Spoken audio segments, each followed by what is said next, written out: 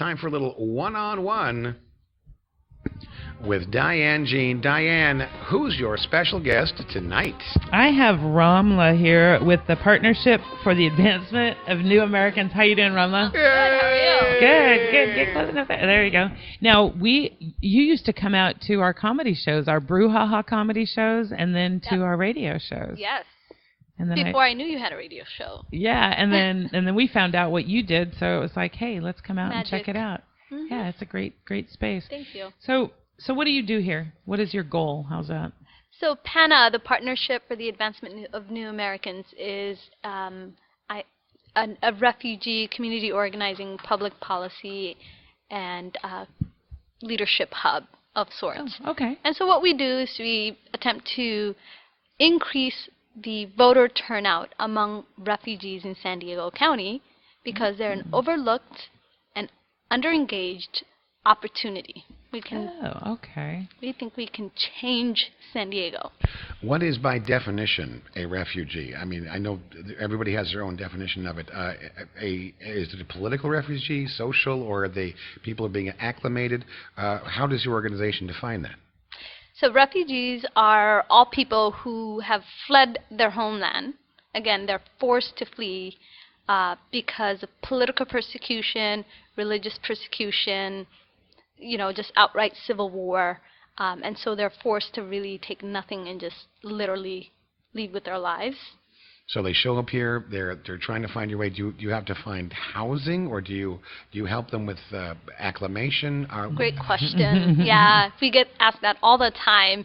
We're actually unique in that we think there are already plenty of organizations doing resettlement work, helping with housing and nutritional services and applying for food stamps and all that sorts.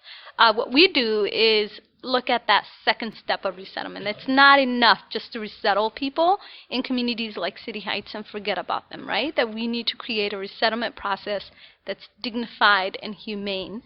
And for us, that means that they have an opportunity and pathway into economic stability, right? That they can take care of their families, they can rebuild their Rolodex, and be a part of San Diego. And I don't like integration, I like inclusion, right?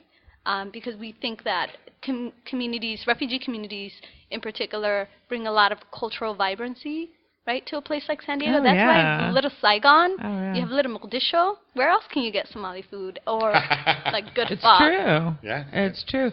So instead of them just getting by, now they can come to you thrive. And they can thrive and they can vote and they can feel like they're part of the community and not just a problem. Right. And the reality is they are a part of our community. Right. Right? So we want to build an electorate in San Diego that's reflective of their priorities. Got it. I like it. Mm-hmm. I like what you do. And you've been around just for a year and a half, is that right? Yeah, about a year and a half. And how do you get money? Oh, yeah. So we have that thing. So we apply for grants from philanthropic foundations, statewide and local family foundations, and that's largely maybe over 60% of our income. Okay. And then we've got a few board members who are generous enough to write us checks every year. Ooh, that's nice. And then you're going to be doing a fundraiser coming up soon, yes. June 20th? Is that what I got right? So the week of June 20th is World Refugee Day.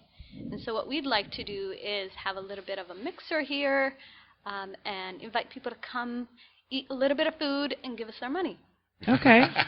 Well, they want to come and they want to find out what you're all about, right? Yes, so are you going to be doing presentations or just kind of chatting and maybe some video going or something? Yeah, we're going to make it a little less formal. We're going to have video going in this room, and then we're going to have some talks in the main room. But mainly we want people to network, build relationships, build connections, and understand why it's so important to give to an organization like us, because we're thinking about the long-term social inclusion of our communities, not just, yay, we feel good because we resettled refugees, right? And then we can forget about them. Right. Excuse me for being so shallow. I It's say that okay. right off the bat. We excuse you. A lot of people are here. Robert Weems is here. The only thing he cares about is the food. What are you serving? Robert, you going to come out? Robert.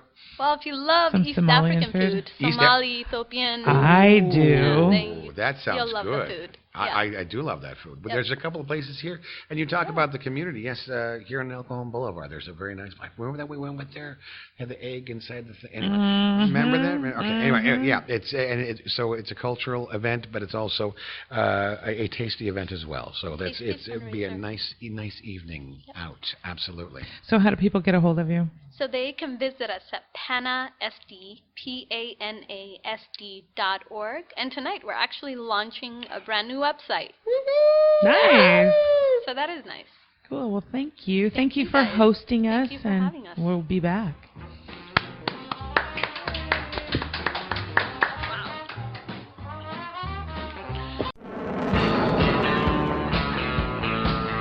Thank you for listening to the Laugh in Your Face radio show.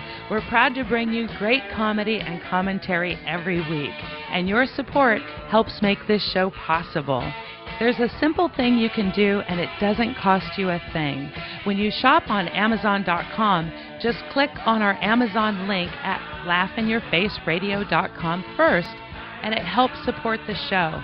You can bookmark us to make it easier every time you shop at Amazon. Again, there is no additional cost to you, and it really helps us a lot. Thank you. And we really appreciate the support.